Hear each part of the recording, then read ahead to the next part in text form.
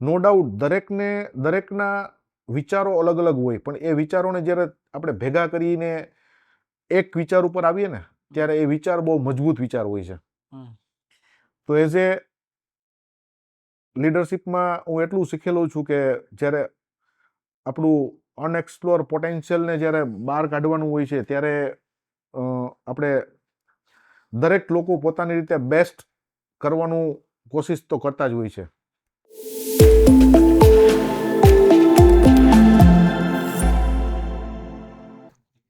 Welcome once again friends to the Savan Vora show. So આજનો જે આપણે એપિસોડ લઈએ છીએ એ one of the very renowned into automobile industry across India and world એવા રાજકોટના કેપ્ટન ટ્રેક્ટરના મેનેજિંગ ડિરેક્ટર શ્રી રાજેશભાઈ મોવલિયાનો આપણે આજે ધી સાવન વોરા શોમાં એપિસોડ લઈ રહ્યા છીએ. સો આપણે ઘણું બધું એમના વિશે, રાજકોટ વિશે એમના મોઢેથી અને એમના ફેમિલી વિશે એ આપણે જાણવાનું છે. વેલકમ રાજેશભાઈ, ટાઈમ આપવા બદલ આપનો ખૂબ Thank ખૂબ you. ધન્યવાદ. અને રાજેશભાઈ, 4 તબક્કાની અંદર આપણો એપિસોડ હોય છે. So first one V start with Rajkot, તમારી કર્મભૂમિ, કદાચ જન્મભૂમિ, આઈ એમ નોટ શ્યોર, બટ મને થોડું રાજકોટ વિશે કહો. રાજકોટ વિશે આપ શું કહેવા માંગો છો? રાજકોટ એક તમને કહું તો ઇન્ડિયામાં એક એન્ટરપ્રિન્યોરની નગરી છે. એમ તો રાજકોટને આપણે રંગીલું શહેર કહીએ છીએ, પણ આખા ઇન્ડિયામાં તમે જુઓ તો રાજકોટની અંદર જે એન્ટરપ્રિન્યોર, જે અહીંનું ક્રિએશન છે એ આખું અલગ પ્રકારનું જ છે. ઇન્ડિયામાં તમે જુઓ તો જે ટેકનિકલ ઘણા બધા સિટી છે ને ઘણા બધા એરિયા છે, એમાં રાજકોટની ધરતીનું એક અલગ જ ટેકનિકલ ક્રિએશન હોય છે.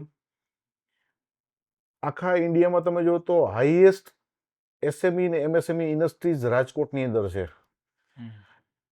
એનું કારણ એ છે કે જે એનું રાજકોટની ધરતી ઉપર જે સ્કિલ ટેકનિકલ છે અને જે આઈડિયાને એક્સપ્લોર ને જે આઈડિયાને આગળ વધે છે એ રાજકોટની ખાસિયત છે. બરાબર. રાજકોટમાં આટલા બધા, જેમ તમે કહો છો કે આ હબ છે ને બધા આવે છે, તો રાજકોટમાં આટલા બધા ઉદ્યોગ અને ઉદ્યોગ સાહસિકો હોવાનું કારણ શું છે? રાજકોટમાં આટલા અલગ અલગ પ્રકારના ઉદ્યોગ સાહસિકોનું કારણ એ છે, રાજકોટની અંદર એકબીજા ઉદ્યોગ માટે ખાસી એવી સિનર્જી છે.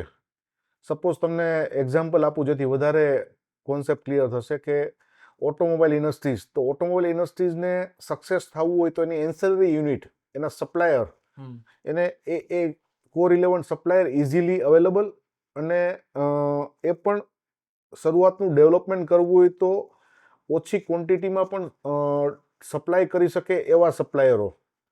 આજે સપ્લાયર તો ઘણા બધા દુનિયામાં છે અને વર્લ્ડમાં છે, પણ જે શરૂઆતમાં ડેવલપમેન્ટ હોય ત્યારે બહુ લિમિટેડ ક્વોન્ટિટી કરવાની થતી હોય. તો રાજકોટની અંદર એક છે કે જેમાં તમે ઓછી ક્વોન્ટિટીથી પણ કરી શકો. તમે એક શરૂઆતમાં કોઈ પણ પ્રોટો કે કંઈ પણ ઇનોવેશન છે એ કરી શકો, જેનાથી એ પોસિબલ થાય.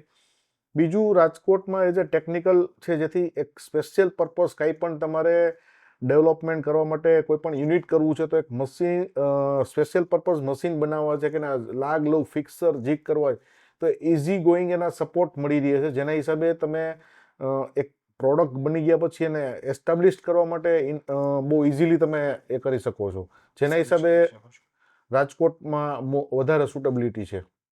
કેપ્ટન ટ્રેક્ટરની સફળતામાં સ્થાનિકોની ભૂમિકા શું છે અને કેવી રહી છે? ફોર એક્ઝામ્પલ, તમે જેમ એન્સેલરી ઇન્ડસ્ટ્રીઝ કીધી, તો તમારા સપ્લાયરો હોય, તો રાજકોટમાંથી એવા કેટલા સપ્લાયરો કે જેના કારણે કેપ્ટન કદાચ કેપ્ટન બની?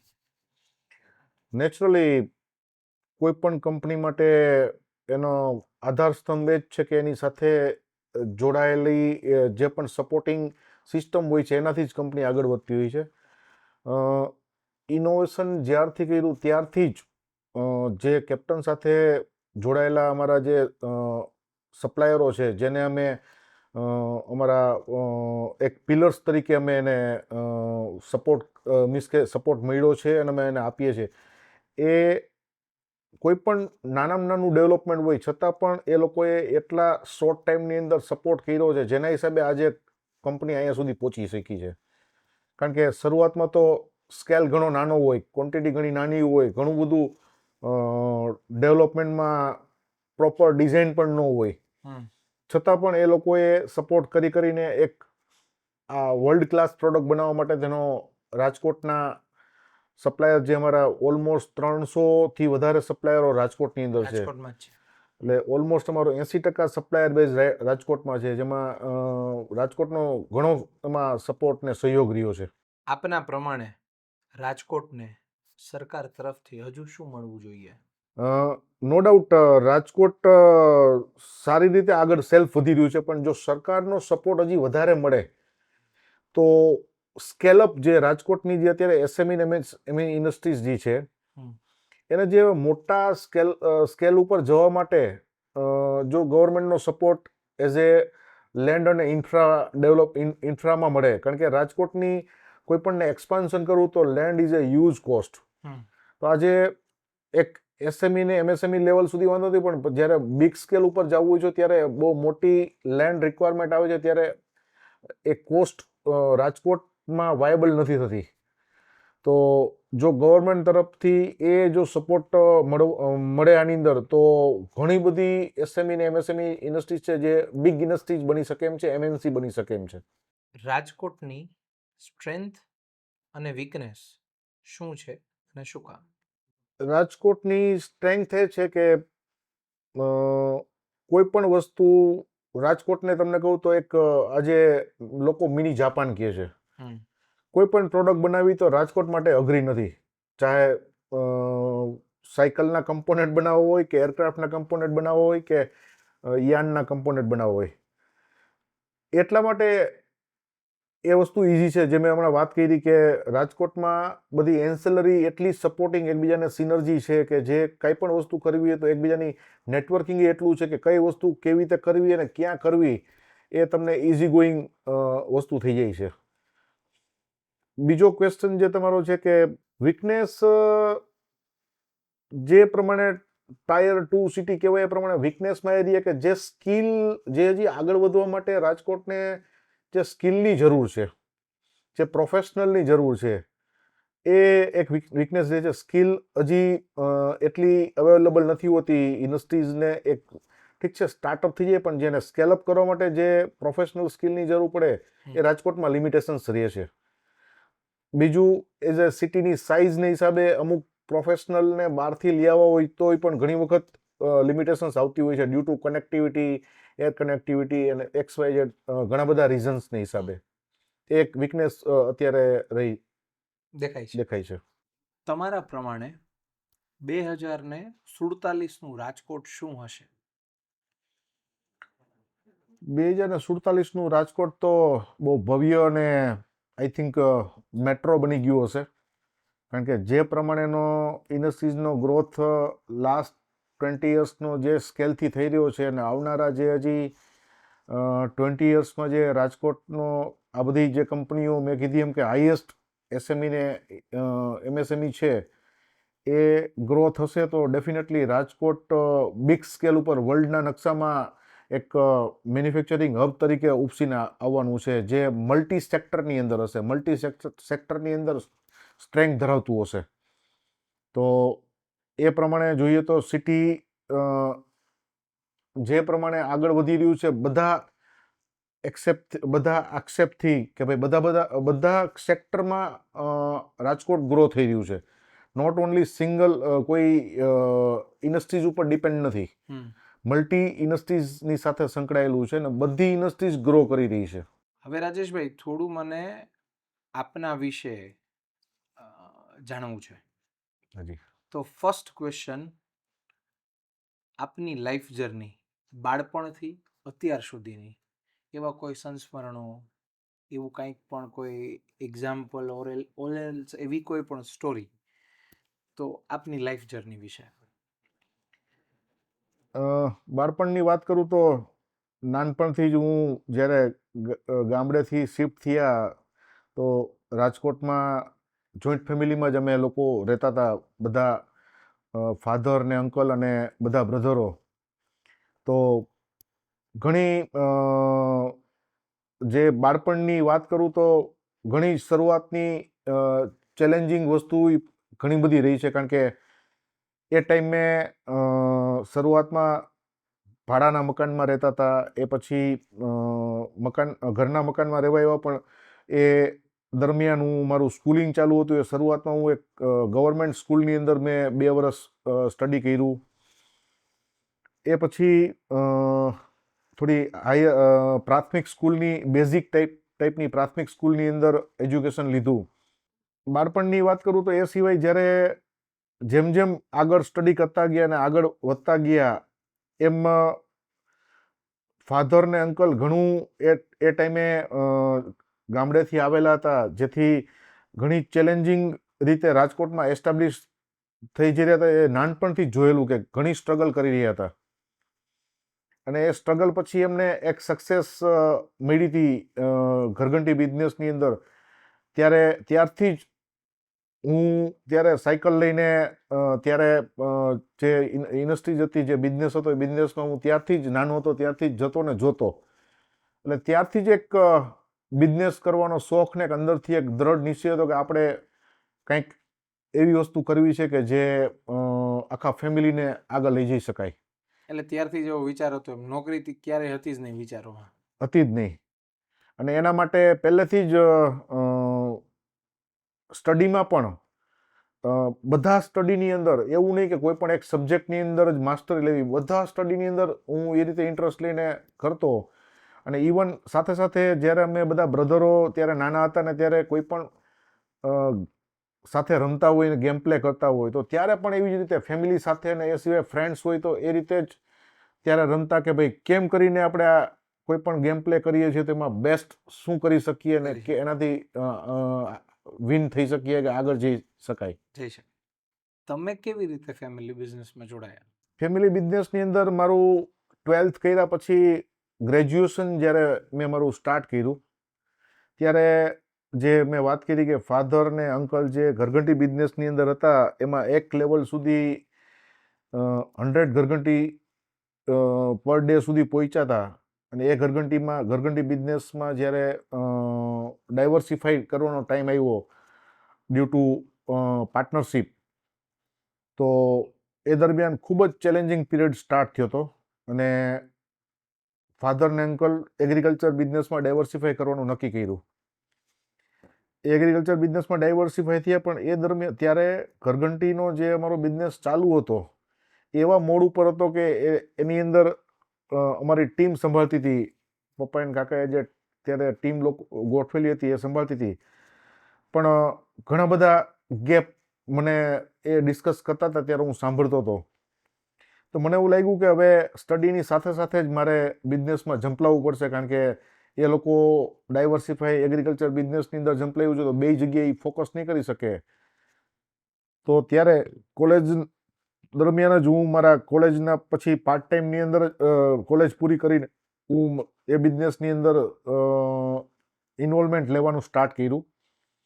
એ બિઝનેસનું શું કયા લેવલનું છે, કઈ રીતે સેલ્સ કરી રહ્યા છે, જસ્ટ એ બધો અભ્યાસ કરી અને એમાં ટીમની સાથે સેલ્સ એન્ડ માર્કેટિંગની ટીમ જે હતી એમાં ટ્રાવેલિંગ સ્ટાર્ટ કરી દીધું ને માર્કેટને સ્ટડી કરવાનું સ્ટાર્ટ કર્યું. એ સ્ટડી કર્યા પછી એની અંદર એક તો ખ્યાલ આવી ગયો કે કોઈ પણ બિઝનેસ કરવા માટે ટોપ લાઇન મીન્સ કે સેલ્સ એન્ડ માર્કેટિંગ ની સ્ટ્રેન્થ જે આપણી હોવી જોઈએ એ જ કંપનીને આગળ લઈ જાય. કારણ કે પાછલા બિઝનેસમાં એ જ આપણે સેલ્સ એન્ડ માર્કેટિંગ ડિસ્ટ્રીબ્યુશન બીજાને આપેલું હતું, એ ભૂલ કરી, જેના હિસાબે જ એકડો ઘૂંટવો પડ્યો હતો.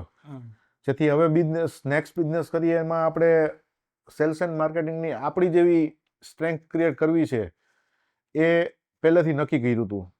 અને જેમ જેમ ફાધર એને મેં તમને કીધું એમ કે એગ્રીકલ્ચરમાં ડાયવર્સિફાઈનું નક્કી કર્યું, તો સાથે સાથે આ ઘરઘંટી બિઝનેસ સાથે સાથે agriculture implements, hand tools, sickles, C cutters, organic fertilisers, એ બિઝનેસનું પણ માર્કેટિંગ સાથે સાથે સ્ટાર્ટ કર્યું. ને એ લોકો પ્રોડક્શન ને પ્રોડક્ટ ડેવલપમેન્ટ ને એ જોતા હતા. ને હું ત્યારે બિઝનેસમાં ફર્સ્ટ 95-96માં આવ્યો, તો એનું સેલ્સ એન્ડ માર્કેટિંગ નેટવર્ક્સ બધું સૌરાષ્ટ્ર લેવલે સૌથી પહેલાં સ્ટાર્ટ કર્યું.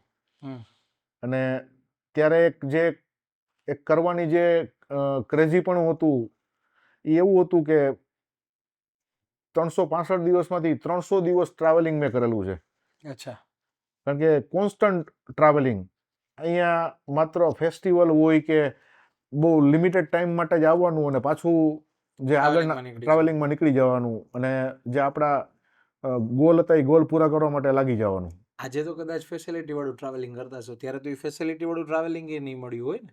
ડેફિનેટલી ત્યારે તો એકચ્યુઅલી ઘણી બધી લિમિટેશન્સ હતી કારણ કે કંપનીનું ટર્નઓવર જ બહુ લિમિટેડ હતું, જેથી લોકલ બસની અંદર, લોકલ ટ્રેનની અંદર, બાઇકની અંદર, થ્રી વ્હીલરની અંદર એ રીતે આખું ટ્રાવેલિંગ કરેલું છે. અને એ તો આખી વસ્તુ જુદી છે. ત્યારે ટ્રાવેલિંગ કરવા માટે લિમિટેડ બજેટ, જેથી ઘણી વખત તો એવું પણ થાય કે સંસ્થામાં રોકાવવું પડે કે જેમાં 25-30 રૂપિયામાં રોકાવા મળે એવી સંસ્થામાં પણ રોકાઈને ટ્રાવેલિંગ કરેલું છે. ખૂબ સરસ.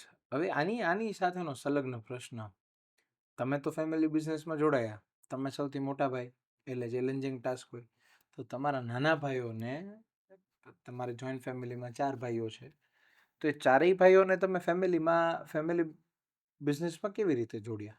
આ વસ્તુ હું તમને 100% એવી કહું કે સૌથી પહેલાં તો ભગવાનની કૃપા કહેવાય કે આજે જે પપ્પા ને કાકાને જે બે સગા બ્રધરને તો એક બોન્ડિંગ હોય, પણ આજે એ પછીની જનરેશનમાં મને વડીલોના આશીર્વાદ અને ભગવાનની કૃપાથી એટલી સરસ બધાની સિનર્જી સારી છે, એકબીજાની અન્ડરસ્ટેન્ડિંગ સારી છે.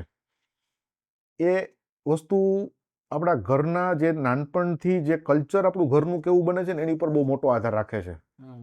અમારા ઘરનું કલ્ચર પહેલેથી એક હતું અને હજી એક છે, જેના હિસાબે આજે હવે પછીની પણ જનરેશન છે ને એ પણ સાથે રહીને જ વર્ક કરશે. એ અમે આખું ઘરે કલ્ચર જ એ ડેવલપ કર્યું છે. આજે એ કલ્ચર મેં તમને કીધું એમ કે નાનપણમાં સાથે રમતા હતા ત્યારથી જ એકબીજાના માટે એક લાગણી, એકબીજાના માટે એક સપોર્ટિંગ ભાવના, એકબીજાના પૂરક બનીને કઈ રીતે કામ કરવું એ ત્યારથી જ એક ભાવના ક્રિએટ થયેલી હતી. બરાબર. એ ભાવના જે ક્રિએટ થઈ હતી અને જેમ બિઝનેસમાં જેમ જેમ જરૂર પડી, આજે બિઝનેસ મેં તમને કીધું એમ કે ડાયવર્સિફાઈ કર્યો અને ડાયવર્સિફાઈમાં જ્યારે ટ્રેક્ટર બિઝનેસની અંદર ઇનોવેશન સ્ટાર્ટ થયું, એગ્રીકલ્ચર ઇમ્પ્લિમેન્ટ્સને તો કર્યું ને એ માર્કેટ સ્ટાર્ટ કરી દીધું, જેથી એક જીવન ગુર્જાર ચાલુ થઈ ગયું કે ભાઈ હાલો આપણું ઘર ચાલે એવું થઈ ગયું. પણ આગળ ફેમિલી, હજી નાના ભાઈઓ બધા ભણતા હતા ને ફેમિલી મોટું હતું, જેથી આગળ તો વધવું પડશે. તો આગળ વધવા માટે જે ટ્રેક્ટરનું R&D સ્ટાર્ટ હતું ત્યારે પપ્પા ને કાકા બિઝનેસમાં હતા અને પછી જ્યારે R&D કમ્પ્લીટ થયા પછી જ્યારે એને પ્રોડક્ટને માર્કેટમાં મૂકવાનો ટાઈમ આવ્યો ત્યારે અમુક વસ્તુની જરૂરિયાત ઊભી થઈ કે ભાઈ માર્કેટમાં તો હું જોતો હતો પપ્પા ને કાકા એ પ્રોડક્ટ ડેવલપમેન્ટમાં હતા, પણ સાથે સાથે ફાઇનાન્સ પણ એટલું જ મહત્વનું હોય કોઈ પણ. તો નાનો બ્રધર સ્ટડી કરીને જ્યારે CA સ્ટડી કરીને આવ્યો તો ત્યારે કંપનીના લીગલ, એકાઉન્ટ, એડમિન એ બધા ડિપાર્ટમેન્ટ એને એ રીતનું સ્ટડી કર્યું હતું જેના હિસાબે એના માટે એ બંધ બેસી ગયો. તો એ હવાલો આખો એમને સોંપ્યો કે ભાઈ આ વસ્તુ હવે તારે સંભાળવાની છે જેથી આપણી કંપનીની સ્ટ્રેન્થ વધે. એની સાથે સાથે એના પછીના વર્ષે કાકાનો દીકરો જે નયન છે એ આવ્યો, જેને એકચ્યુઅલી તો એને કોમર્સ ગ્રેજ્યુએશન કર્યું હતું, પણ પહેલેથી એનો ટેકનિકલ ઇન્ટરેસ્ટ હતો. જેમ કાકાનો ટેકનિકલ ઇન્ટરેસ્ટ હતો તો એને પણ ટેકનિકલમાં બહુ ઇન્ટરેસ્ટ, જેથી જે ઇનોવેશન સ્ટાર્ટ થયું હતું એને એસ્ટાબ્લિશ કરવા માટે જે ટેકનિકલી કાકાને પપ્પાને જરૂર હતી એમાં એમને જરૂર હતી. તો એમણે ત્યાં પોતાનો રોલ પ્લે કર્યો અને એ સ્ટ્રેન્થ ક્રિએટ થઈ, જેથી જે શરૂઆતમાં કંપની એક એસ્ટાબ્લિશ થઈ ત્યારે જે પિલર્સની જરૂર હતી એ પિલર્સ તરીકે શરૂઆતમાં 2 બ્રધર આવ્યા. એ પછી બીજા 2 બ્રધર હજી સ્ટડી કરતા હતા. એ જેમ જેમ કંપની આગળ અમે લઈ ગયા, કંપનીને એક પછી એક સ્ટેજ ઉપર આગળ તબક્કા ક્રોસ કરતા ગયા, એમ વધારે ડેવલપમેન્ટ માટે વધારે ટેકનિકલી સાઉન્ડ સ્કિલ ઘરની વ્યક્તિની જરૂરિયાત અમને લાગી કે ભાઈ ત્યારે, કારણ કે ત્યારે આપણે કોઈ હાયર કરી તો શક્ય હતા નહીં. તો શૈલેષભાઈ જે છે બ્રધર છે એને ડિપ્લોમા ઇન ડિઝાઇન ને મિકેનિકલ એન્જિનિયરિંગ કર્યું પુનાથી. હમ અને એ બિઝનેસની અંદર જ્યારે એન્ટર થયો ત્યારે એણે પ્રોડક્ટ ડેવલપમેન્ટનો પોર્ટફોલિયો આખો એણે સંભાળ્યો કે જે કંપનીની અંદર બહુ જ ઇમ્પોર્ટન્ટ હોય ન્યૂ પ્રોડક્ટ ડેવલપમેન્ટ. હમ તો એ આવવાથી વધારે જે અમારો આ લોજીવાળો બિઝનેસ કહેવાય ઓટોમોબાઈલ કમ એગ્રી, તો એ બિઝનેસમાં એણે વધારે જે પ્રેક્ટિકલ નોલેજ હતું અને પ્લસ થિયરિકલ વસ્તુ આવી, જેથી પ્રોડક્ટ ડેવલપમેન્ટ એક સારી સ્ટ્રેન્થ ક્રિએટ થઈ, જેનાથી આજે આપણે વર્લ્ડ ક્લાસ પ્રોડક્ટ બનાવી શક્યા. એ પછી સતીશભાઈ આવ્યા, એણે બીબીએ કર્યું, જેના હિસાબે બિઝનેસની અંદર મારા સપોર્ટિંગમાં સેલ્સ એન્ડ માર્કેટિંગ ને એની અંદર એન્ટર કર્યા, જેથી પ્લસ સર્વિસ સપોર્ટ, જે કંપનીનો back support, customer care support હતો એ. તો આ રીતે જે અમારા બિઝનેસમાં જે મેઇન પિલર્સ, મેઇન જે મુખ્ય સ્ત્રોત હતા, એ સ્ત્રોતમાં બધા ભાઈઓએ અલગ અલગ ડિપાર્ટમેન્ટ સંભાળ્યા, જેના હિસાબે આ બિઝનેસને એક અમે નાના પ્લાન્ટમાંથી એક મોટું વટવૃક્ષ બનાવી શક્યા. ખૂબ સરસ રાજેશભાઈ.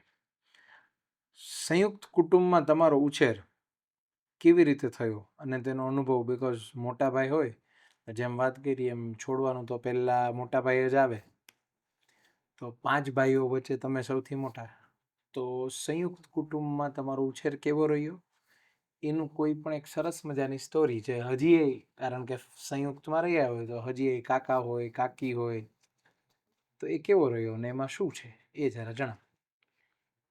સંયુક્ત ફેમિલીમાં નો ડાઉટ જે ઉછેર થાય છે કોઈ પણ, એ આખો અલગ પ્રકારનો જ એક્સપિરિયન્સ હોય છે.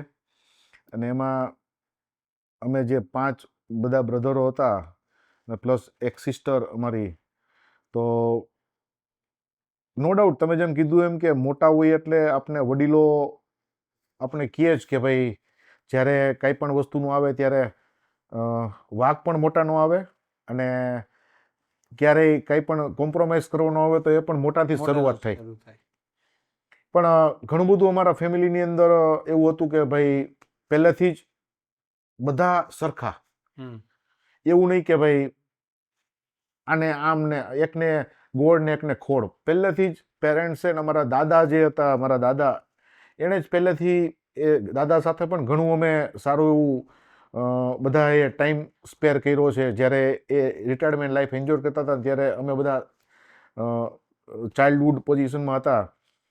તો એના બધા જે સંસ્કારો ને એના જે વિચારો હતા, એ વિચારોમાં પહેલેથી જ એ ક્યારેય અનજસ્ટિફાઈ કોઈને નથી થવા દીધું, અને ઘણી ફ્રીડમ બધાને ખીલવા માટેની આપી કે ભાઈ જેને સ્ટડી કરવું હોય, જે સબ્જેક્ટમાં સ્ટડી કરવું હોય, કાંઈ પણ આપણા નાના હોય ત્યારે ઘણા બધા શોખ હોય, ઘણા બધા હોય, તો એમાં જે પણ આપણી ત્યારે સગવડતા હતી એમાં બધાને ફ્રીડમ આપી હતી. અને એ ફ્રીડમમાં જે ઉછેર થયો, એ ઉછેરથી બધાની એકબીજાની પ્રત્યેની જે લાગણી ખાસી એવી ડેવલપ થઈ.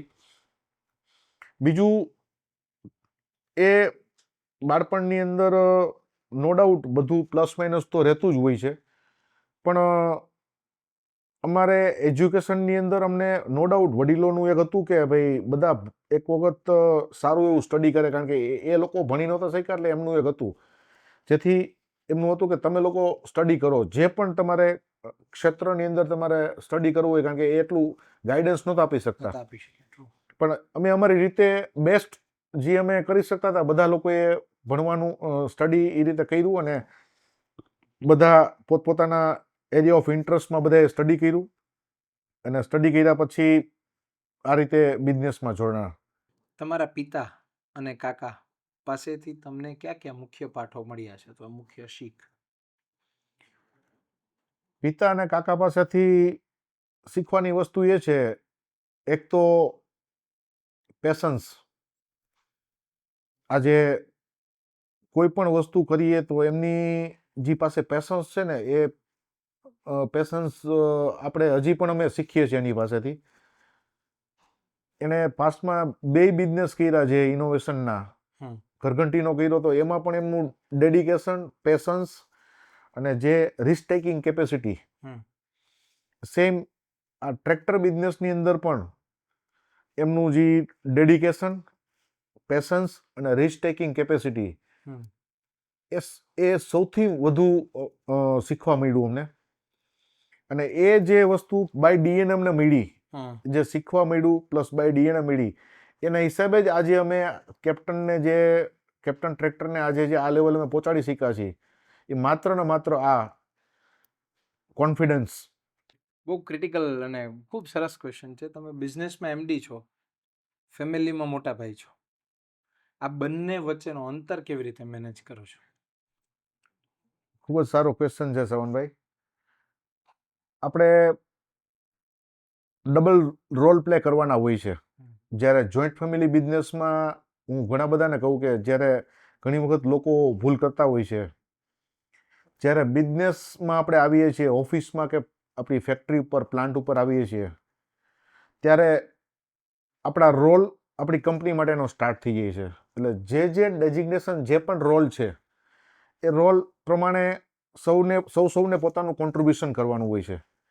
ત્યારે ત્યાં મારી દૃષ્ટિએ ઇમોશનને વચમાં ન લઈ આવવા જોઈએ. પછી બ્રધર હોય કે XYZ હોય, હું એમાં 100% બિલીવ કરું છું કે જ્યારે કંપની આપણે હોઈએ છીએ ત્યારે આપણે કંપની માટે આપણે વફાદાર છીએ. તો કંપનીના જે પણ રોલ મારે કરવાનો છે, બિંગ એ મેનેજિંગ ડિરેક્ટર, યા બીજા બ્રધરો છે તો એને બીજા અલગ અલગ સેક્ટરના ડાયરેક્ટર છે તો એમનો જે પણ રોલ કરવાનો છે, ત્યારે એ રીતે જ એને કરવાનો આવે. ત્યારે ત્યાં એ બ્રધર છે એ ભૂલી જવાનું આવે. ત્યારે કંપનીના સિનિયર જે પણ છે, જે ડાયરેક્ટર છે, એમને એ પ્રમાણે એમની આઈડેન્ટિટી પ્રમાણે એમને જોવામાં આવે તો મારી દ્રષ્ટિએ એ વસ્તુ જસ્ટિફાઈ કહેવાય, ન્યાયિક કહેવાય.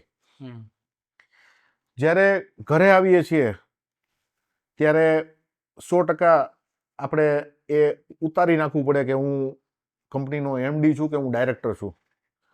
જ્યારે ઘરે આવી છીએ ત્યારે બધા બ્રધર છીએ, આપણે ફેમિલી છીએ. ભલે ફેમિલીમાં મોટા હોય તો ત્યાં આપણે ફેમિલીના એઝ એ મોટા ભાઈ તરીકેનો રોલ પ્લે કરવાનો આવે. તો ત્યારે એઝ એ અલગ રોલ ચાલુ થાય. ત્યારે જે રીતે કંપનીમાં એઝ એ મેનેજિંગ ડિરેક્ટર તરીકે આપણે ડ્રાઈવ કરતા હોય, એ ડ્રાઈવથી કંપની ડ્રાઈવ એ રીતે ફેમિલી ડ્રાઈવ ન થાય. ફેમિલીમાં બધા લોકોને પોતપોતાને ઇન્ડિપેન્ડન્ટલી સારી રીતે રહી શકે એ રીતે બધાને સ્પેસ આપવી પડે, પ્લેટફોર્મ આપવું પડે. ત્યારે ત્યાં કંપનીના નિયમો ઘરે ન લાગુ કરી શકાય. કંપનીના નિયમો કંપનીમાં, ઘરના નિયમો ઘરના અલગ કરવા પડે. અને બધાને મેં કીધું કે સારી રીતે હેપીલી રહી શકે, સારી રીતે એન્જોય કરી શકે, ફ્રીડમ બધાને વિથ ફેમિલી કલ્ચર. ફેમિલીના કલ્ચરને ધ્યાનમાં રાખીને, જેમ આપણું એક કંપનીનું કલ્ચર હોય છે, એમ ફેમિલીનું પણ એક કલ્ચર હોય છે. તો આપણા ફેમિલીના કલ્ચરને, આપણા ફેમિલીના સંસ્કારને ધ્યાનમાં રાખીને બધા લોકો સારી રીતે રહી શકે એ જ મંત્ર સાથે અમે લોકો રહીએ છીએ. અને આજે એના હિસાબે જ આજે બધાના મેરેજ થયા અને મેરેજ પછી અત્યારે બધાના કિડ્સ છે, બધાના બાળકો છે, એ પણ એ જ કલ્ચર અને એ જ સૂત્રથી રહે છે. એ તો તમારા ફાધર અને કાકાનું જે આવ્યું હોય વારસાગત, એ તમારા પાંચેય ભાઈઓમાં આવીને ત્યાંથી તમારા છોકરાઓમાં ગઈ. એટલે ઓબ્વિયસલી એક ફેમિલીનું કલ્ચર બની ગયું. એટલે બધા એ રીતે પણ એને જાળવી રાખવું. આજે એ જે મળ્યું છે એને બાય જનરેશન ટુ જનરેશન જાળવી રાખવું ખૂબ જ ખૂબ જ મહત્વનું મહત્વનું છે. ખૂબ જ મહત્વનો ભાગ ભજવે છે. રાજેશભાઈ, તમારા જીવનની કોઈ પણ એવી ઘટના કે જે ઘટનાનો ઇમ્પેક્ટ તમારી લાઈફ ઉપર બહુ આવ્યો હોય, એવી કોઈ ઘટના, એ શું છે? એ ઘટના એવી છે, મેં તમને હમણાં વાત કરી કે જ્યારે બિઝનેસની અંદર તો આવી ગયા, પણ ખૂબ જ ચેલેન્જ હતી. હું જ્યારે આ ફાર્માસ્યુટિકલ બિઝનેસની અંદર ઇક્વિપમેન્ટ બધા હેન્ડ ટૂલ્સથી શરૂઆત કરી, ત્યારે 50-60 લાખના ટર્નઓવરે હતા અમે. 2001ની વાત કરું તો જ્યારે અર્થક્વેક આવ્યો ત્યારે નો ડાઉટ ટ્રેક્ટરનું ઇનોવેશન સ્ટાર્ટ થઈ ગયું હતું, ગવર્મેન્ટ ટેસ્ટિંગ ચાલુ હતું, પણ આગળ બિઝનેસને ચલાવવા માટે ફાઇનાન્શિયલી ખૂબ જ ક્રન્ચીસ આવી રહી હતી. કારણ કે એક ન્યૂ સ્ટાર્ટઅપ, ત્યારે સ્ટાર્ટઅપને કોઈ સપોર્ટ ફાઇનાન્શિયલી મળતો નહોતો, અને નવું ઇનોવેશન હોય એટલે કોઈને ટ્રસ્ટ હોય નહીં. કારણ કે ઇન્ડિયામાં સૌપ્રથમ કોમ્પેક્ટ ટ્રેક્ટર્સના પાયનિયર તરીકે ઇન્ટ્રોડ્યુસ કર્યું હતું 10 હોર્સ પાવરનું મિની ટ્રેક્ટર. તો ત્યારે અર્થક્વેક જ્યારે આવ્યો ને અર્થક્વેકનું એક પેકેજ ગવર્મેન્ટે ડિક્લેર કર્યું હતું, જેમાં અમે અમારી પ્રોડક્ટને એનરોલ કરાવવાની હતી. એમાં મને એવું લાગ્યું કે આ પેકેજની અંદર જો આપણે આપણી પ્રોડક્ટ ગવર્મેન્ટ સ્વીકૃત કરશે તો નો ડાઉટ આપણા ખેડૂતોને પણ લાભ મળશે. કારણ કે ત્યારે સી કટર આખી અલગ પ્રકારની પ્રોડક્ટ બનાવી હતી, જેને કકરાવા ન પડે, દાંત એની ધાર ન કઢાવવી પડે, એ ટાઈપની પ્રોડક્ટ હતી. પ્લસ ઓટોમેટિક સીડ ડ્રીલ, કે જે વાવેતર કરવા માટે તલથી માંડીને લસણ સુધીનું વાવેતર ઓટોમેટિક કરવા માટેની પ્રોડક્ટ હતી. એ એકચ્યુઅલી એનું વેક્યુમ હતું. તો ગવર્મેન્ટના સપોર્ટથી એક પ્રમોટ થઈ જાય તો એક બહુ મોટું ખેડૂતો માટે પ્લસ આપણા માટે એક બિઝનેસ મોટો જનરેટ થાય. તો એ બિઝનેસ મેળવવા માટે ખૂબ જ સ્ટ્રગલિંગ ને મહેનત કરી. કારણ કે ત્યારે એ બિઝનેસની સાઇઝ હતી, એ 6 કરોડનું ટેન્ડર હતું, બિઝનેસ હતો. અને ત્યારે અમારું ટર્નઓવર હતું એ 60 લાખનું જ હતું. તો આજે એને ફૂલફિલ, એ એક તો પહેલાં લેવો ઓર્ડર, અને ઓર્ડર લીધા પછી એને ફૂલફિલ કરવો ટાઈમ બિંગમાં, એ બહુ મોટી ચેલેન્જ હતી. પણ એ ચેલેન્જ લીધી અને એને પરિપૂર્ણ કરી વિધિન ટાઈમ લાઈનમાં. એ જિંદગીનો બહુ મોટામાં મોટો ટર્ન અરાઉન્ડ હતો, કે જે ઘણું બધું શીખવા મળ્યું. એટલે ઓલમોસ્ટ 10x જ થયું ને. 10x. 60 લાખ રૂપિયાનું ટર્નઓવર અને સીધો સ્ટ્રેટ હવે સિંગલ ઓર્ડર 6 કરોડનો હોય એટલે 10x. તો 10x માટેનું તો ઇન્ફ્રાસ્ટ્રક્ચર એનું હોય, તો એ કેવી રીતે મેનેજ કર્યું? એ આખું એવી રીતે કર્યું કે ઇન્ફ્રાસ્ટ્રક્ચર ડેફિનેટલી નહોતું, કારણ કે ત્યારે જે પ્રમાણેની રિક્વાયરમેન્ટ્સ ગવર્મેન્ટની હતી, આપણે તો કદાચ વધીને બહુ મહેનત કરીએ તો ડબલ કરી શકીએ. તો ત્યારે અમે આખું એવું કર્યું કે એનું આખું પ્લાનિંગ કરી, અને ત્યારે પપ્પા ને કાકાના પણ એમાં અમુક ઇનપુટ્સ લીધા, કારણ કે એમને પાસ્ટમાં ઘરઘંટીનું સારું એવું પ્રોડક્શન કર્યું હતું, કેવી રીતે આને કરી શકાય. ત્યારે લોકો એક્ટિવ હતા બિઝનેસ? હા, એ એક્ટિવ હતા બિઝનેસમાં. એ ત્યારે આ ઓલરેડી ટ્રેક્ટર બિઝનેસની અંદર બધું ઇનોવેશન ને મોડલ ને બધું એનું ટ્રેક્ટરનું ગવર્મેન્ટ ટેસ્ટિંગ ચાલુ હતું, પ્લસ અમુક મોડલ બનતા હતા, એટલે એ એક્ટિવ હતા. તો એમનો એક્સપિરિયન્સ લીધો કે ભાઈ આમાં કેવી રીતે કરી શકાય. એમના અનુભવના આધારે એવી વસ્તુ કે આપણે આને ડિસેન્ટ્રલાઇઝ કરી નાખીએ. આપણે ઇનહાઉસ કાંઈ બનાવવું નથી. આપણે બહાર રાજકોટની અંદર આપણા ઘણા બધા આપણી રિલેશનશિપ છે, ઘણી બધી કોન્ટેક્ટ છે. તો દરેક આઈટમ આપણે આને બહાર પ્રોડક્શન કરાવીએ. તો વેન્ડરોને આખું બહાર આપી દીધું, ને ઇનહાઉસ માત્ર એસેમ્બલિંગ, ક્વોલિટી ટેસ્ટ ચેકિંગ ને એસેમ્બલિંગ ને ટેસ્ટિંગ ને પેઇન્ટ ને એવું લિમિટેડ ઓપરેશન જ રાખ્યા. ઓકે.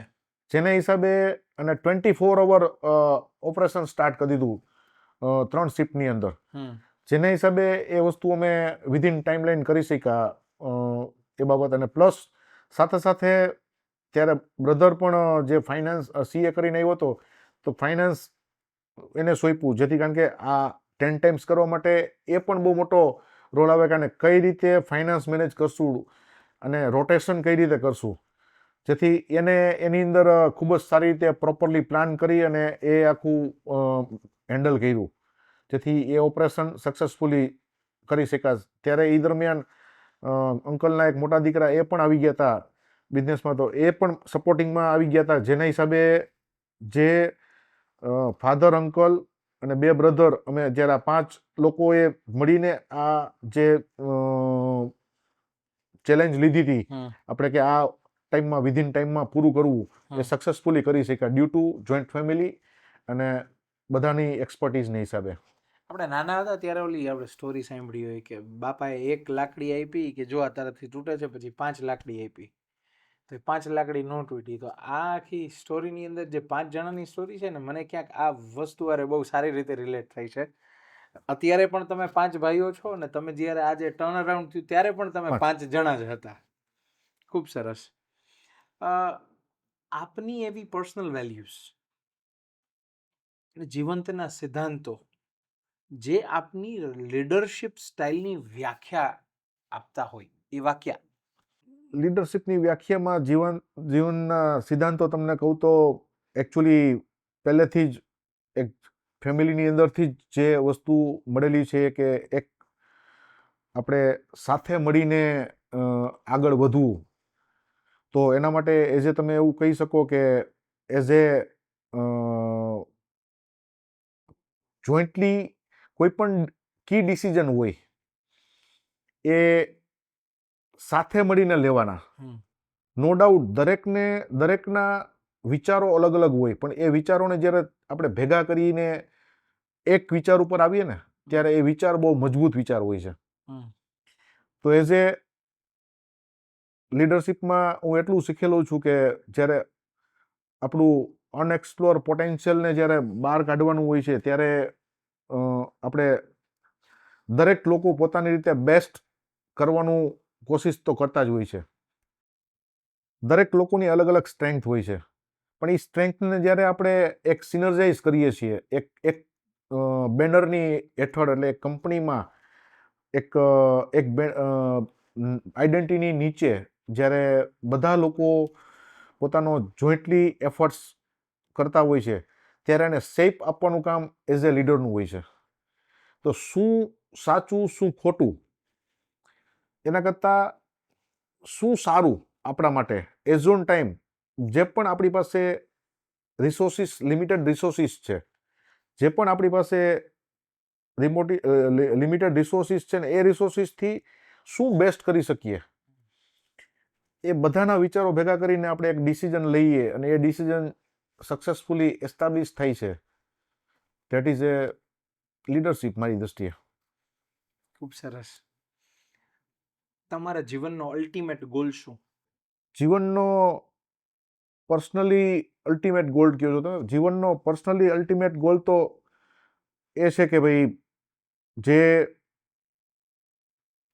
ભગવાને આપણને આ તક આપી છે, બહુ ઓછા લોકોને બધી તક મળતી હોય છે, પણ જ્યારે વડીલોના આશીર્વાદથી ને ભગવાનની કૃપાથી જે આ તક મળી છે ખેડૂતો માટે કરવા માટે, કે જે મિકેનાઇઝ ફાર્મિંગની અંદર જે ઇન્ડિયામાં 80% સ્મોલ એન્ડ માર્જિનલ ફાર્મર છે કે જેની પાસે 1 એકર કે 2 એકર જમીન છે, તો એને મિકેનાઇઝ ફાર્મિંગ કરી અને એના જીવનની અંદર કેમ કરીને વિકાસ થાય, એ લોકો કઈ રીતે મિકેનાઇઝ ફાર્મિંગ કરીને આગળ વધે, ગ્રોથ કરે, એ જીવનનો અલ્ટિમેટ ગોલ છે. Your advice to young entrepreneurs?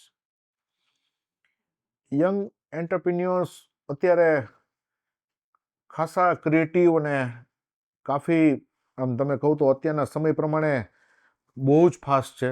નવું ઇનોવેશન ને નવું ઘણું બધું સ્ટાર્ટઅપ કરે છે. ઘણા ગેપ આઈડેન્ટિફાઈ કરે છે જે અત્યાર સુધી કોઈએ વિચાર્યા ન હોય. તો એ લોકોને મારી એક જ સલાહ છે કે એ લોકો જે પણ ફિલ્ડની અંદર આગળ વધે, એ ફિલ્ડની અંદર એમાં એની એક તો સૌથી પહેલાં પેશન્સ હોવી જરૂરી છે, કારણ કે ઘણી વખત એ લોકો પેશન્સ લૂઝ કરી દેતા હોય છે ને ચેન્જ કરતા રહેતા હોય છે. તો ડેડિકેશન, કોઈ પણ જે ફિલ્ડ એને પકડ્યું છે, કે જે પણ કોન્સેપ્ટ પકડ્યો છે, એ કોન્સેપ્ટની અંદર જો એનું ડેડિકેશન રહેશે તો એ સક્સેસ થશે. બીજું, જે પણ રિસોર્સિસ મેં હમણાં વાત કરી કે આપણી પાસે શરૂઆત કરતા હોય છે ત્યારે એન્ટરપ્રિન્યોર પાસે ઘણી બધી લિમિટેશન્સ હોય છે, રિસોર્સિસ એટલા હોતા નથી. તો જે પણ તમારી પાસે રિસોર્સિસ છે, લિમિટેડ રિસોર્સિસથી તમે બેસ્ટ શું કરી શકો એ તમારી પાસે હોવું જોઈએ. એવું નહીં કે બધું સર્વગુણ સંપન્ન થઈ જાય પછી હું કરું, એવું ક્યારેય થતું નથી. કોઈ પણ વસ્તુનું સર્જન ત્યારે જ થાય છે કે તમારી પાસે જે હોય એનાથી તમે આગળ વધતા જાઓ અને બેસ્ટ કરતા જાઓ. તો યંગ એન્ટરપ્રિન્યોરને એ જ મારી સલાહ છે કે ડેડિકેશન, કોન્ફિડન્સ અને પેશન્સ, એની પર એને કામ કરવાની જરૂર છે, તો એ વધારે સક્સેસફુલ થશે. ખૂબ સરસ રાજેશભાઈ. થોડુંક કેપ્ટન વિશે, કેપ્ટન ટ્રેક્ટરની હિસ્ટ્રી તમે ઘણા બધા પોઈન્ટ્સ લીધા છે, બટ હવે સ્પેસિફિક કેપ્ટનની વાત છે, તો કેપ્ટન ટ્રેક્ટરની હિસ્ટ્રી. કેપ્ટન ટ્રેક્ટરની હિસ્ટ્રી ખૂબ જ અલગ પ્રકારની હિસ્ટ્રી છે. મારા ફાધર ને અંકલ જે મારા કંપનીના ફાઉન્ડર છે, જે ચેરમેન ને વાઇસ ચેરમેન છે, એ જ્યારે ફાર્મિંગ કરતા હતા, નાના હતા ત્યારની વાત કરું છું, એ 15-20 વર્ષના હતા ને જ્યારે ફાર્મિંગ કરતા હતા, આફ્ટર 3 સ્ટાન્ડર્ડ ફાધરે 3 સ્ટાન્ડર્ડ પાસ કર્યું ને અંકલે 6 સ્ટાન્ડર્ડ પાસ કરીને ત્યારે ફાર્મિંગ કરતા હતા, ત્યારે એના માઇન્ડની અંદર ક્વેશ્ચન ઉદ્ભવ્યો હતો કે એક તો લોકો બળદથી ખેતી કરે છે અને બીજા મોટા ટ્રેક્ટરથી ખેતી કરે છે, પણ મોટું ટ્રેક્ટર ગામમાં 1 કે 2 જ હોય. ટ્રેક્ટરથી ખેતી કરવી હોય પણ બળદવાળાને ટ્રેક્ટર લેવું એક એના માટે દીવા સ્વપ્ન બરાબર હોય, કારણ કે એ ટાઈમની અંદર ટ્રેક્ટરની કોસ્ટ અને ત્યારે જે પૈસાની વેલ્યુ હતી એ બહુ મોટી હતી. તો ત્યારે એના માઇન્ડમાં ક્વેશ્ચન તો હતો કે મોટું ટ્રેક્ટર ને બળદની વચ્ચેનો ઓપ્શન કાંઈ નથી. પણ હવે ત્યારે એની પાસે કોઈ પ્લેટફોર્મ નહોતું, એટલે એ વિચાર આવતા હતા પણ એ વિચાર ઊભા રહી જતા હતા. પછી જ્યારે સિટીમાં મેં કીધું એમ કે બિઝનેસમાં આવ્યા અને જ્યારે રાજકોટની અંદર આવીને એને પોતાની કેરિયર જે આગળ વધારી, સૌપ્રથમ હોટલ બિઝનેસની અંદર આગળ વધ્યા, હોટલમાંથી પછી જ્યારે ઘરઘંટી બિઝનેસની અંદર ડાયવર્સિફાઈ થયા અને એ એક સારા ઇન્ડસ્ટ્રીઝની અંદર એક પોતાનું એક્સપોઝર મેળવીને એક રાજકોટની અંદર એક આઈડેન્ટિટી બનાવી. છતાંય જે ઓલું મેં તમને કીધું એમ કે એને જ્યારે માઇન્ડની અંદર એક ક્વેશ્ચન જે અધૂરા પડ્યા હતા, મૂળ ખેડૂત ફાર્મર ફેમિલીથી, એટલે ખેડૂતો માટે કંઈક કરવું ને ખેતીમાં કંઈક કરવું એવું પહેલેથી એમને. તો જ્યારે ડાયવર્સિફાઈ એગ્રીકલ્ચરની અંદર સિકલ, સી કટર ને ઓટોમેટિક સીડ્રીલથી કર્યો, પણ એનાથી સંતોષ નહોતો, કારણ કે એ તો મિકેનાઇઝનું એક શરૂઆત હતી. આજે મિકેનાઇઝ ફાર્મિંગની અંદર બહુ મોટી તક હતી ત્યારે. તો ગામડા હારે સંકળાયેલા, ખેતી કરેલી અને ઘણા બધા લોકોના જે આ બિઝનેસ કરતા હતા, જેથી લોકોના જે જોતા હતા એ કે ભાઈ ઘણા બધા લોકો આમાં કાળી મજૂરી ખેતીમાં કરી રહ્યા છે, લોકો બળદથી ખેતી લોકોને કમ્ફર્ટેબલ નથી, મોટું ટ્રેક્ટર લઈ શકે એમ નથી, ઘણું બધું કામ હાથથી કરવું પડે છે, ઘણું બધું કામ મજૂરથી કરાવવું પડે છે, જે મજૂર ટાઈમે મળતા નથી. તો એ ટાઈમે એમને આઈડિયા ક્લિક થયો કે ભાઈ વચ્ચેનો ઓપ્શન જે ત્યારે વિચારતા હતા, આના માટેનું એક નાનું ટ્રેક્ટર હોવું જોઈએ. એ આઈડિયા જે આવ્યો, એ આઈડિયા માટે થઈને એણે સૌપ્રથમ રાજકોટમાં જે પાણીના એન્જિન મળે એની ઉપરથી ઇનોવેશન કર્યું અને પાણીના એન્જિન ઉપર આખું ત્યારે સેકન્ડ હેન્ડ ગેરબોક્સ લઈ આવી, જીપના ને જે કબાડી માર્કેટમાં મળતા હતા એની ઉપરથી આખું ઇનોવેશન કર્યું કે ભાઈ આ ગેરબોક્સ, આ એન્જિન અને કરીને કઈ રીતે. તો પહેલી વખત જ્યારે ટ્રેક્ટર બનાવ્યું તો ફોરવર્ડ ગેરમાં રિવર્સ ટ્રેક્ટર ચાલતું હતું, પહેલા ગેરમાં રિવર્સ ચાલતું હતું, એવું ટ્રેક્ટર બન્યું હતું, મને યાદ છે આજ પણ. તો એ ઇનોવેશન પછી તો એ પ્રોડક્ટને કરી અને એની એક્સપિરિયન્સ કર્યા, એનું ટ્રાયલ કરી, તો ઘણી સક્સેસફુલ રહી. આજે ત્યારે 2 બળદ કે 4 બળદનું કામ કરે એવું એ પ્રોડક્ટ બની હતી. અને એ ઇનોવેશન પછી અમે જેમ જેમ લોકોને, ફાર્મરોને બતાવતા ગયા, એની ઉપરથી જે સજેશનો અને સૂચનો આવતા ગયા, એના ઉપરથી આખું આ એક ઇનોવેશન એક જનરેટ થયું અને આપણે એક એવી પ્રોડક્ટ સુધી પહોંચ્યા. એ પછી એની અંદર ટ્રાયલ ને રન ઉપર આજે 40-50 ટ્રેક્ટર માર્કેટની અંદર એ ટાઈમે આ પીટર એન્જિન ઉપર માર્કેટમાં ટ્રેક્ટર વેચાતા, પણ ત્યારે વ્હીકલ ઉપર એક્સાઇઝ, ટ્રેક્ટર ઉપર એક્સાઇઝ હતી.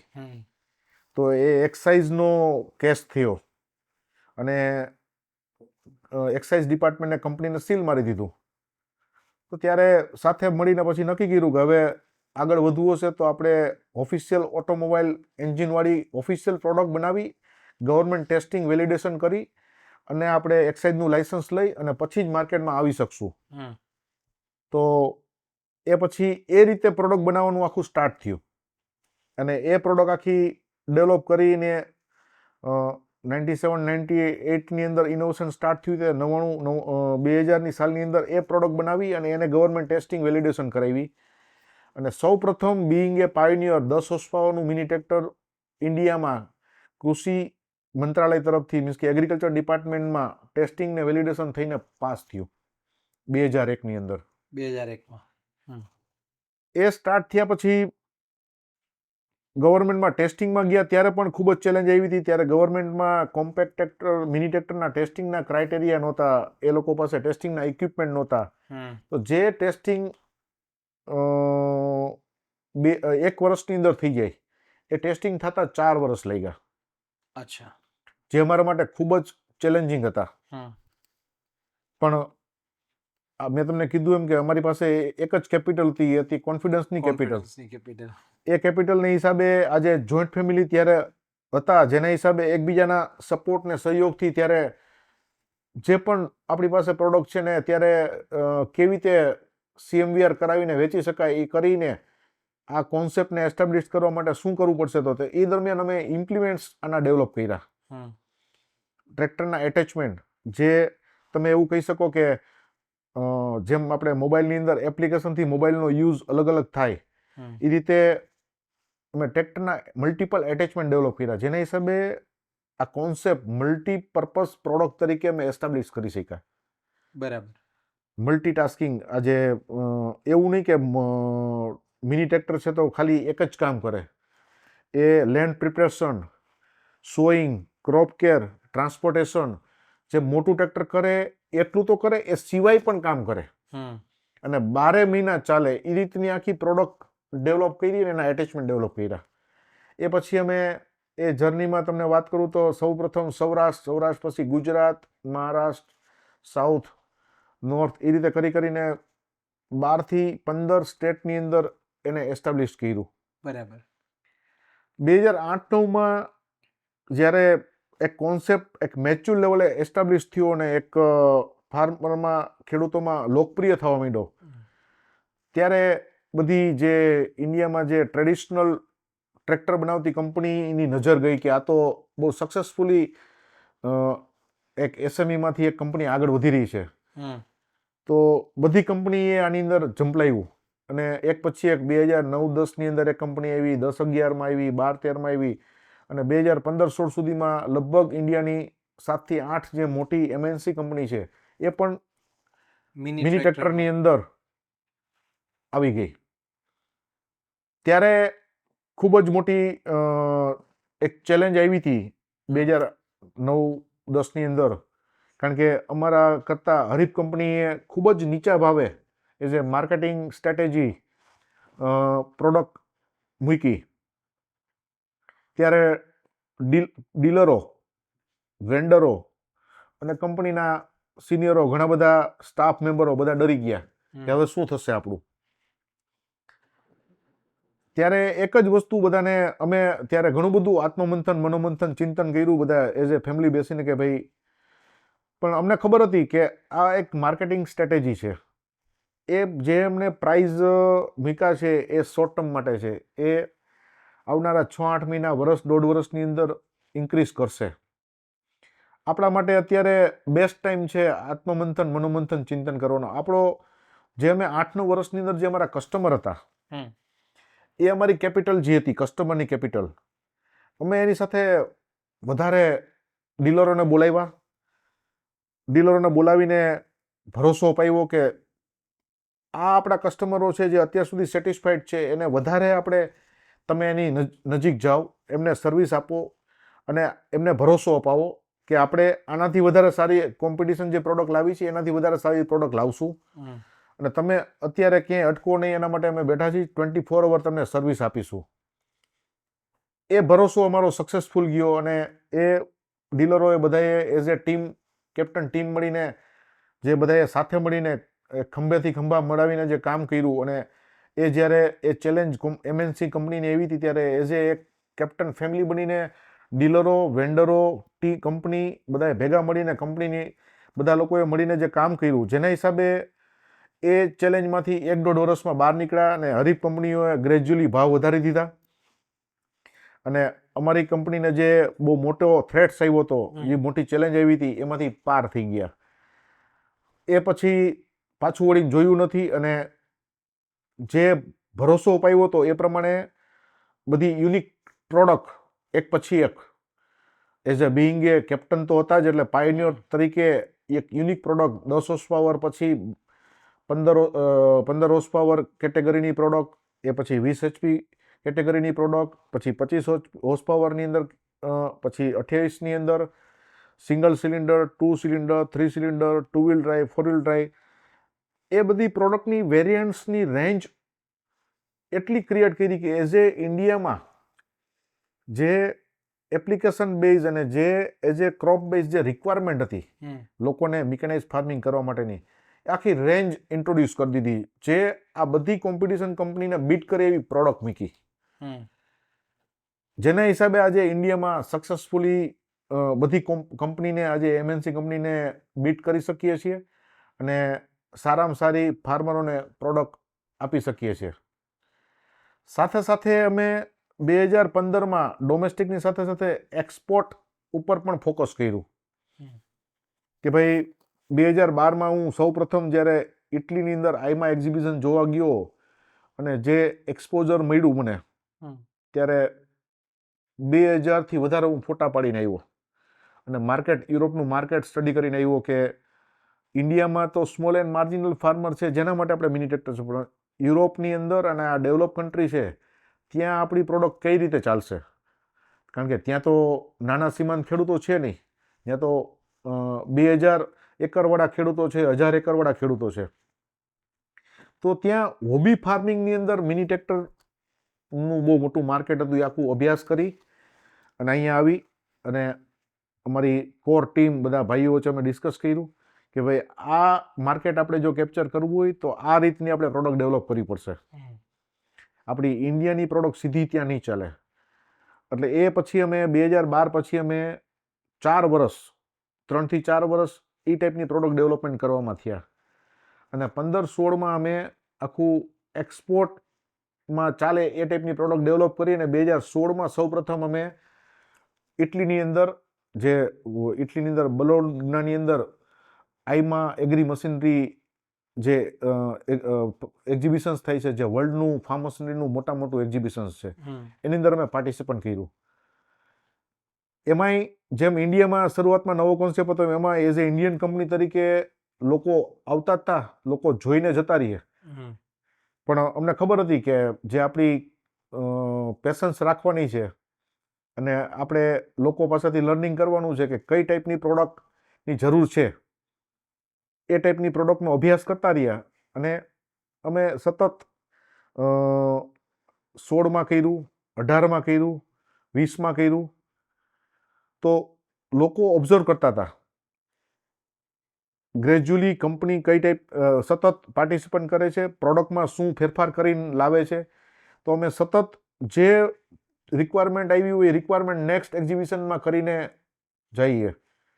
તો લોકોને કોન્ફિડન્સ આવ્યો કે પ્રોડક્ટ આ લોકોએ 3 એક્ઝિબિશનમાં આટલી સરસ સુપિરિયર પ્રોડક્ટ કરી દીધી, તો અમુક ડિસ્ટ્રીબ્યુટરોએ ટ્રસ્ટ મૂક્યો અને સારા એવા ત્યાં ચેનલ પાર્ટનરો, ડિસ્ટ્રીબ્યુટરો મળ્યા, જેના હિસાબે આજે 60 કન્ટ્રીની અંદર આપણે એક્સપોર્ટ્સ કરી રહ્યા છીએ અને ઓલમોસ્ટ બધા કોન્ટિનેન્ટની અંદર આપણે આપણા ડિસ્ટ્રીબ્યુટરો એપોઇન્ટ કરી દીધા છે. ખૂબ સરસ. તમે મારા 2-3 પ્રશ્નોના જવાબ છે ને એક જ ક્વેશ્ચનમાં આપી દીધા. સો નેક્સ્ટ, શું તમે તમારી પેટન્ટ ઇનોવેશન્સ એ થોડી ચર્ચા કરી શકશો? ડેફિનેટલી. પાયોનિયર તરીકે પ્રોડક્ટ બનાવી તો દરેક કંપનીને પોતાનું IPR મીન્સ કે ઇન્ટેલેક્ચ્યુઅલ પ્રોપર્ટી રાઇટ્સને સિક્યોર કરવાનું તો હોવું જ જોઈએ, કારણ કે જો આપણે એ સિક્યોર ન કરીએ તો આપણા ઇનોવેશનનો બેનિફિટ આપણી ન લઈ શકીએ, આપણી કંપનીને ન મળે. જેથી અમે જે અમારું ઇનોવેશન અમને લાગ્યું કે આ ઇનોવેશન આપણું જે છે એને સિક્યોર કરવું છે, તો જેના માટે થઈને અમે 12 અલગ અલગ પેટર્ન અને ડિઝાઇન્સના રાઇટ્સ લીધા છે, જે ટ્રેક્ટરના મુખ્ય તમે કહું તો ટ્રાન્સમિશન, હાઇડ્રોલિક, પાવર ટ્રેન, એની સ્ટાઇલિંગ, લુક તો એ બધા પેટર્ન અમે લઈ અને એ અમે જે આપણને 10 વર્ષ માટે આપણે એ વસ્તુ મળે છે કે જે પેટર્નનો રાઇટ્સ, તો એ અમે કન્ટિન્યુઅસ નવી નવી પ્રોડક્ટ અમારી જે પણ અમારી હોય છે જેમાં અમારું ઇનોવેશન હોય છે, તો એ ઇનોવેશનને અમે પેટર્ન કરાવીને જ માર્કેટની અંદર લોન્ચ કરીએ છીએ, જેથી ફ્યુચરમાં અમે એને સારો એનકેશ એન્કેશ કરી શકીએ ઇનોવેશનને. રાજેશભાઈ, મારો નેક્સ્ટ ક્વેશ્ચન, કેપ્ટન ટ્રેક્ટર બીજા ટ્રેક્ટર મેન્યુફેક્ચરરથી અલગ કેવી રીતે છે? કદાચ કોઈ મિની ટ્રેક્ટરમાં જોઈએ અથવા મોટા ટ્રેક્ટરમાં હોય, આપનાથી નાની કંપની હોય ઓર આપનાથી જાયજન્ટી કંપની હોય, તો એમાં કેપ્ટન ટ્રેક્ટર બધાથી અલગ સ્ટેન્ડ આઉટ કેવી રીતે થાય? કેપ્ટન ટ્રેક્ટર તમને કહું તો અમે પહેલેથી જ અમારી આઈડેન્ટિટી અલગ જ બનાવી છે. બિંગ એ કેપ્ટન હંમેશા એક લીડર કહેવાય, અને લીડરની આઈડેન્ટિટી એ આગળ જ હોય હંમેશા. ઇનોવેશન કર્યું ત્યારથી જ લઈને જે અમે પ્રોડક્ટ્સ માર્કેટની અંદર મૂકી, એ અમારી જે માર્કેટની નીડ હતી અને જે અમારું R&Dનું અમારું જે રિસર્ચ હતું એની ઉપરથી યુનિક પ્રોડક્ટ બધી as a application base, as a crop base, આખી એ ટાઈપની પ્રોડક્ટ મૂકી. કોઈ કંપનીની અમે એવું નહીં કે આ કંપનીની કંઈ લઈને એની ઉપરથી કંઈ આપણે કોપી કરી લેવી. આજે ઇન્ડિયામાં જે પણ કંપની છે એ બધી કંપની ટ્રેડિશનલી કોઈકને સાથે ટેકનોલોજીકલ ટાઈઅપ કરીને કે એ રીતે કંપની આવી છે. જ્યારે આપણી એકમાત્ર ઇન્ડિયાની એવી કંપની છે કે જેણે પોતાના R&D એટલે પોતાના R&Dથી આખી ઇનોવેટ કરેલી પ્રોડક્ટ છે જે ઇન્ડિયાના ફાર્મરની રિક્વાયરમેન્ટ છે એ રીતની. અને એમાં પણ અમે અમારું R&Dનું અમારું જે આપણું સ્ટ્રેન્થ છે કેપ્ટનનું, એ છે કે પરફોર્મિંગ પ્રોડક્ટ હોવી જોઈએ, કોમ્પેક્ટ છે છતાં સર્વગુણ સંપન્ન, મીન્સ કે 360 ડિગ્રી સોલ્યુશન હોવું જોઈએ, બધા ઓપરેશન થવા જોઈએ. કોમ્પેક્ટમાં પણ કોમ્પેક્ટની સાઇઝમાં એઝ એ કમ્પ્રેસ સાઇઝની અંદર બધા ઓપરેશન થઈ શકવા જોઈએ. પછી લેન્ડ પ્રિપરેશનના હોય, સોઈંગના હોય, ક્રોપ કેરના હોય કે કોમર્શિયલ હોય. અને જે પણ કોમ્પિટિશનની પ્રોડક્ટ છે એ કોમ્પિટિશનની બધી પ્રોડક્ટની સામે એટ પાર હોવી જોઈએ. પછી સ્ટાઇલિંગમાં હોય, પરફોર્મન્સમાં હોય કે કમ્ફર્ટેબલ પોઈન્ટ ઓફ વ્યૂથી હોય. તો આ બધી બાબતનું બિઈંગ એ અમે ખુદ એ વસ્તુનું જ્યારે R&D પ્રોડક્ટ તો ડેવલપ કરે પછી અમે એઝ એ મેનેજમેન્ટ અમે ખુદ વેલિડેટ કરીએ છીએ. એ વેલિડેટ કર્યા પછી જ અમે કોઈ પણ પ્રોડક્ટનું પરીક્ષણ થઈ ગયા પછી જ અમે પ્રોડક્ટ માર્કેટની અંદર લોન્ચ કરીએ છીએ. બરાબર. પછી ડોમેસ્ટિકની પ્રોડક્ટ હોય કે ઓવરસીઝ એક્સપોર્ટની પ્રોડક્ટ હોય, એ બધાની અંદર બહુ ડિટેલિંગની અંદર જઈ એ અમારો ઇન્ટરેસ્ટ છે કે આપણી પ્રોડક્ટ બધાથી સુપિરિયર હોવી જોઈએ. અને આજે બિઈંગ એ આપણે સ્મોલ સ્કેલથી સ્ટાર્ટ થયા હોય તો આપણી સ્ટ્રેન્થ બીજી ન હોય તો પ્રોડક્ટ જ આપણી સ્ટ્રેન્થ છે કે જે બીજાથી ચડિયાતી છે, જેના હિસાબે આપણે માર્કેટમાં સક્સેસફુલી એન્ટર થઈને આજે આ સ્કેલ ઉપર પહોંચ્યા છીએ. તમારી બગીરા કરીને એક પ્રોડક્ટ આવે છે, થોડુંક એના વિશે કહો ને. એ અમારી જે તમે બગીરા કહો છો એ અમારી 8th જનરેશન પ્રોડક્ટ છે. 8th જનરેશન અમારું પ્રોડક્ટ છે. 8th જનરેશનમાં અમે સૌપ્રથમ 3 સિલિન્ડરની અંદર એ પ્રોડક્ટ ઇન્ટ્રોડ્યુસ કરી.